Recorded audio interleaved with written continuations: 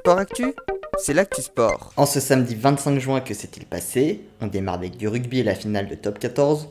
Montpellier s'est hier imposé 29-10 face à Castres et a soulevé son tout premier bouclier de Brennus.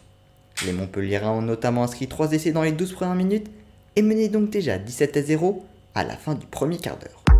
En cyclisme, ce sont les championnats de France. C'était aujourd'hui la course en ligne femmes. Et quelques jours après son sacre sur le contre-la-montre, Audrey Cordon-Rago s'est adjugé un nouveau titre. Elle effectue un doublé qui n'a pas été vu depuis 2014. En volley, les Français affrontaient le Japon sur la deuxième phase de Ligue des Nations aux Philippines. Ils se sont imposés 3-7-0 et conservent donc la tête de leur groupe.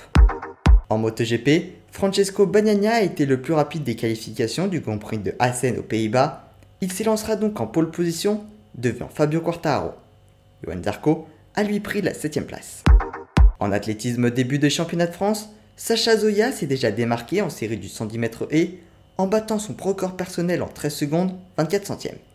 Il effectue même les minima pour les mondiaux. En tennis, les finales des tournois de la semaine, Caroline Garcia a battu la Canadienne Bianca Andreescu à Baden-Bourg et a donc remporté le 8e titre de sa carrière et le premier depuis 3 ans. Tsitsipas a lui remporté le tournoi de Majorque. En natation, c'est la fin des championnats du monde. Damien Joly a pris la 8e place de la finale du 1500 mètres.